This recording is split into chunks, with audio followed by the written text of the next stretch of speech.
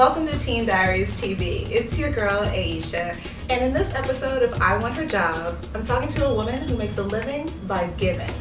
Everyone, please welcome the beautiful, the talented, the smart, Valeisha Butterfield. Thank you so much. Wow, what an introduction. Nice seeing you again. Good Thank you for having me. Of course. We're honored to have you. Thank you. So basically just let everyone know what it is that you do. It's interesting because I don't know exactly what I do, and I know that sounds so weird, but I work with Russell Simmons. Okay. And I'm the head of his foundation, and it's called the Hip Hop Summit Action Network. Okay. And we also have a program called WEAN, which is the Women in Entertainment Empowerment Network, but we're such a small staff, and although we're a global organization, I mean, literally, as the head of the organization, I'm still, faxing and copying, I mean, whatever it takes to get the job done. So it's just inspiring to be in a place where I can help people, but at the same time enjoy it and have a good time and, interact with people, that, you don't normally get to meet on a daily basis. So it's just, again, inspiring to work with these people, but also be able to do good for our community. Give advice on how you got into this industry. Kind of tell your story. Like, how did you network? Was it, what you majored in college? Like, how did you get to do exactly what you do right now? It's crazy because I'm from a small town called Wilson, which is in North Carolina. Okay, Wilson. And it's like this little bitty country town that I love, and it's near Raleigh. I guess that would be the closest big city. And coming up in Wilson, it was a town that was either black or white. We had very little Hispanic population, very little Asian Americans. I mean, it was literally a black and white town divided by a railroad track. So at the time, when I was growing up as a child, I would look on Channel 27, which was BET, and I was obsessed with BET because it was the only outlet that I had where I could, hear the music, but see a visual, with the music and see, people that were so young and who looked like me and sort of had, the interest that I had at the time and just the fashion and the swagger and the style. So to see that on this box and want to be a part of that world, and I knew from a very early age I wanted to be a part of that world, but not, in the video, not as an artist. I can't sing or rap. I have no skills in that area. But I knew literally that I wanted to be in that business. And so I would, at 13 years old, I guess I was like this geek because I would, instead of listening to the music, which I would do, I would take the album covers and peel back the cover and see who the A&R was on the project, or who the executive producer was on the project, who the legal team was, and who the thank yous were to on the album. And those little details, I think, mattered for me because I knew that there really was a business behind the creative. Exactly. And so I went to college in Atlanta, at Clark Atlanta University. Both of my parents are politicians, so at the time it felt, natural for me to go into a career of politics, but I knew in my heart it wasn't something that I really wanted to do. So to keep my parents happy, I majored in political science. Okay. Majored in political science. I was on the law school track, and at the same time I was interning. I'm in Hotlanta at the time, so at the time Atlanta was the hub, and the Jermaine Dupri's and the people that you see now, Ludacris and all these guys at the time were on their way up. So Ludacris, instead of being Ludacris was Chris Lover. He's on the radio, on the local radio station, and he was on our campus every single day, just trying to make it happen. And the same, on any given day there was Jay-Z to whoever on campus, but they were just real people. So I think for me it demystified the industry, and it said, these are real people, and this little girl from Wilson can be a part of it. So I started interning, working for free, getting coffee, getting the paper, doing whatever they wanted me to do within reason. Exactly. There are boundaries. Yes, there are. But doing whatever needed to be done at the time.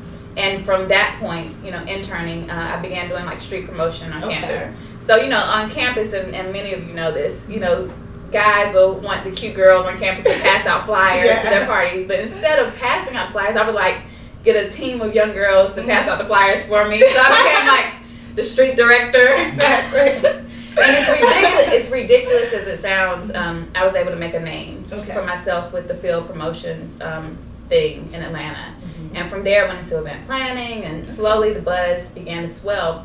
The wrench in my plan came when my parents were like, "You're not doing this.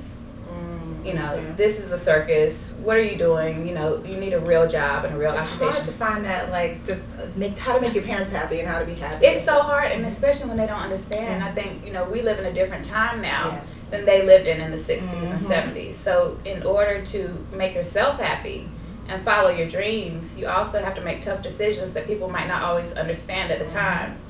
So for me, you know, explaining that this was a real business to my parents was difficult at 20 years old, even 17 and 18 years old as I was preparing for college. You don't even know the right words to say because you really don't understand exactly what it is that you're trying to do. You just know that you have this passion. And so I went to law school for a year. Was it for them? For them completely. I even went to the law school that they went to. And I moved back to North Carolina, was miserable and knew it wasn't for me. And then from there, moved to New York and never looked back. Wow. Interned for Russell, unpaid, for free. Interned for about a year, unpaid, living on my friend Sabrina's couch. Wow. And thanks, Sabrina. Thank you so much. I still owe you some rent money. But, you know, I think it humbled me and gave me an opportunity to be where I am now. HSAN is the Hip Hop Summit Action Network. We were founded in 2001 by Russell Simmons and Dr. Ben Chavis. And our organization was created just based on a town hall meeting with Russell Simmons again, P. Diddy, Jay-Z. That meeting was the sort of prerequisite, if you will, or the setup for what is now the Hip Hop Summit Action Network. So we're in our 7th year, and we have numerous programs that range from voting, civic engagement for young people 18 to 35 years old. Financial literacy has been a very big program for ours because obviously the country is in a recession right now. The economic state that we're in is questionable with the leadership, you know, that we've seen over the last 8 years. And it's important for us to empower young people, especially women, on, you know, buying your first home and starting your first business and really being sound economically. So WEAN is a program that is geared towards all women of all races, all ages, but we're putting a special emphasis on minorities. And it was important for me as an executive who works behind the scenes to get in front of the issue, like owning up to our responsibility and as an executive in this business, joining with you and so many other women to say, you know what, let's do something about it, let's be active, let's be leaders in it, and give these young girls more options so they can want to be a film director or, you know, a video director or an executive director or whatever it is in life. And really these jobs make more money. Yes, they do. You know, and you have more power. You can walk down the street tomorrow if it doesn't work out. Absolutely. You know? And get another job and not be, you know, done. And so I think it's important for young girls to see that it's okay to be a model. It's okay to want to be a singer or, you know, whoever you aspire to be in life, but also there's so many more opportunities for you that, you know, I mean, pay more money, have more longevity, health care, 401k plans, I mean, retirement plans, and it's fun at the same time. It's sexy, and you can still feel good about what you do and be powerful. Well, let's end off with a piece of advice you can give to girls just about following their dreams.